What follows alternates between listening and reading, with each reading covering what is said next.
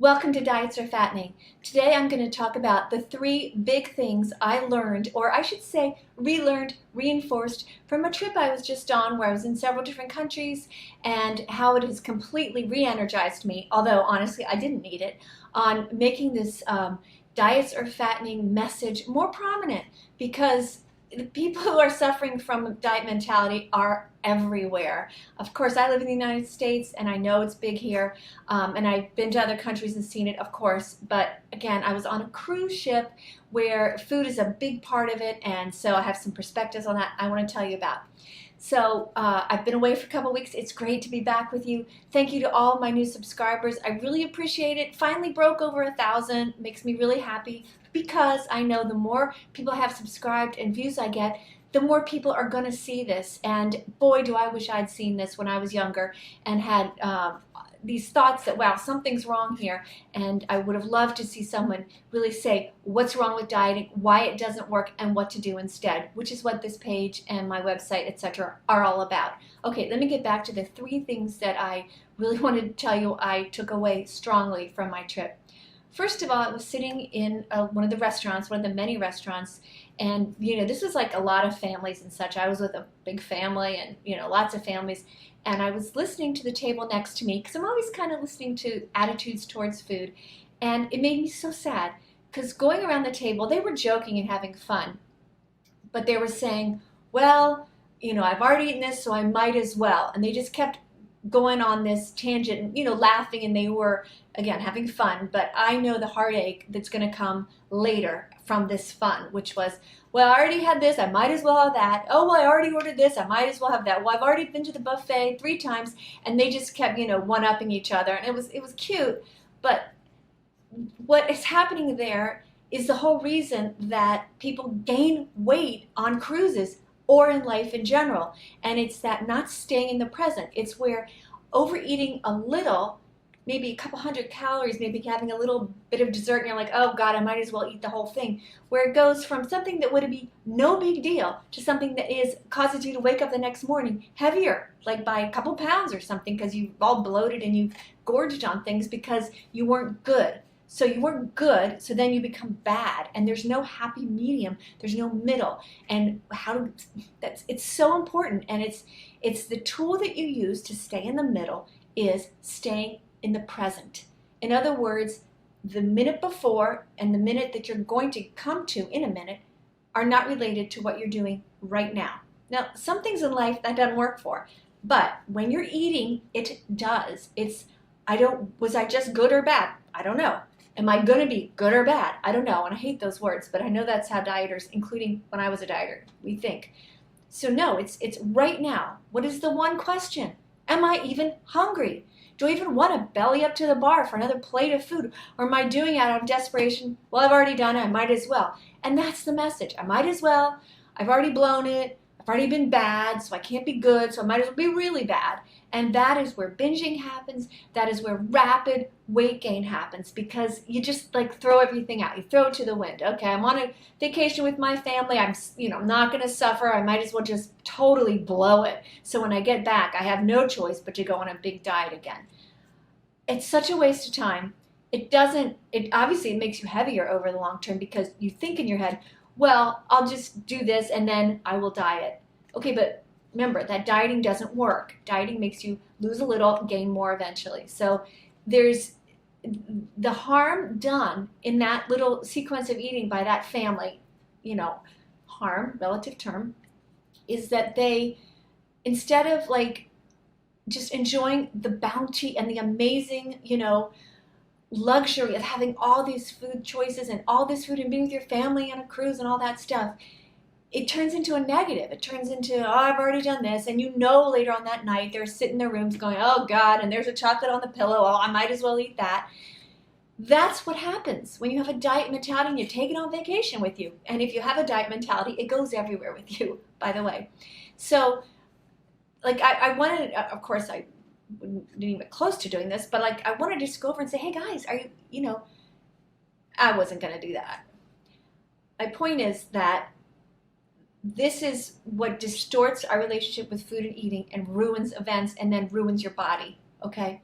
The second thing that that I really saw is that, again, I was on a cruise ship in the Mediterranean, so a lot of different nationalities represented.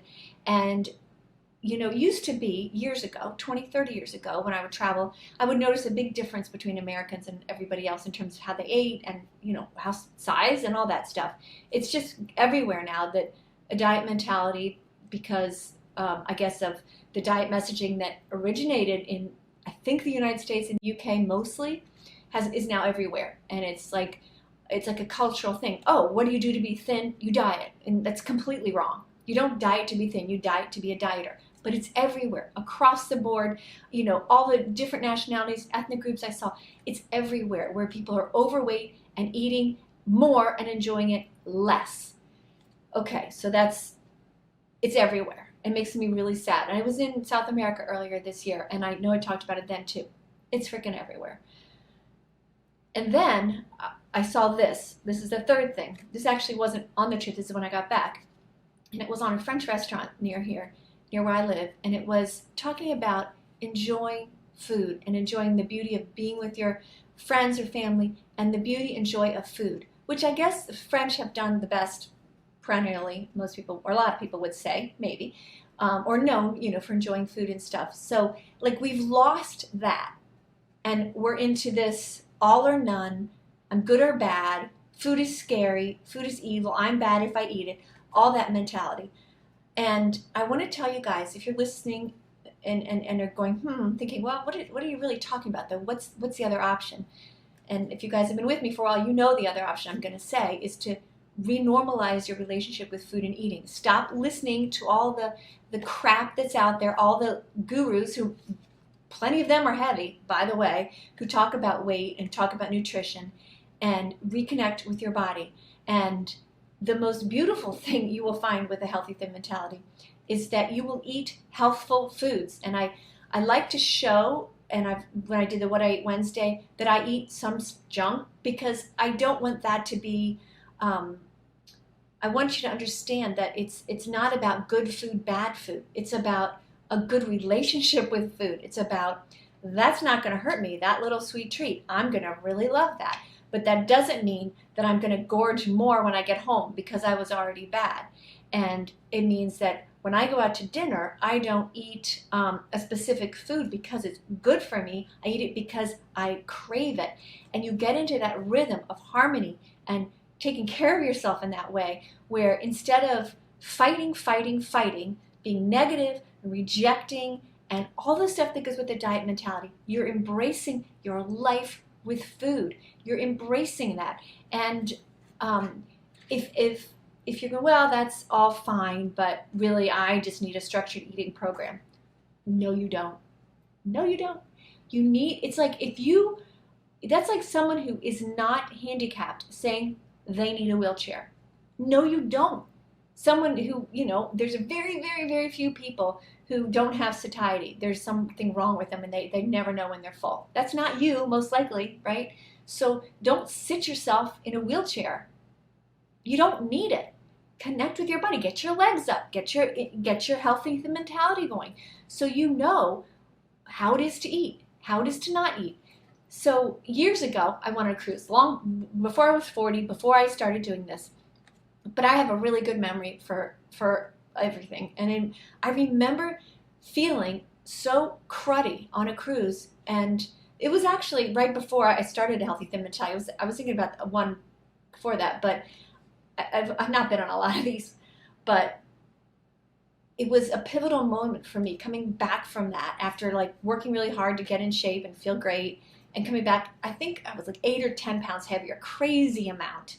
And just going, and the whole time on the cruise, worrying about it, like, oh my God, I'm eating too much. And yeah, I was. And the backlash that you get from putting yourself on these pre-vacation diets and getting there, and then you're like, oh, and then you overeat. And actually, I want to make a little qualifier there. I didn't overeat very much. It's just that right after a diet, your body is just using calories so efficiently. So any little thing you overeat by, your body keeps because it's worried that you're going to not eat again. So your body gets really efficient at holding on to calories. You know what? I haven't done a scientific study for this, but that's like saying, if you say, well, we need to study that. Some of these studies that are done about diets are so stupid. All you have to do is look around and say, well, let's see, are diets working? Okay, no, they're not. I mean, you could say, well, we need some more qualifiers there. Okay, well, let's just get the general picture. They're not working. People are getting heavier.